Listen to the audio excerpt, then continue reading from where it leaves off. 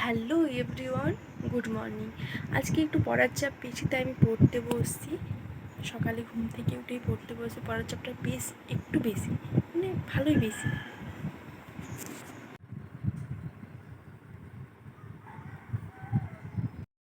পড়া শেষে একটা ফল দেখতে পেলাম। এই ফলটার নাম তোমরা যদি জেনে থাকো প্লিজ কমেন্টে জানাও।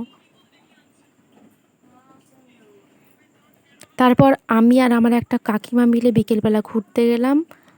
আর রৌদ্রের তাপ তখনই ছিল, তাও ঘুরতে গেছিলাম। আর গিয়ে দেখি মাঠের অবস্থা খুবই খারাপ।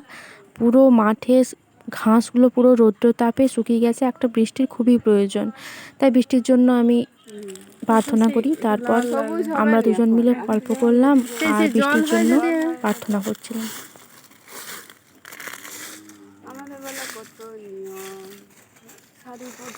তারপর বসে বসে একটু গল্প করলাম, সেলফি তুললাম। তারপর বেল নিয়ে গিয়েছিলাম আমরা, সেই বেলটা বসে বসে খাচ্ছিলাম। আর মাঠে খেতে খুবই ভালো লাগে বসে বসে খেতে।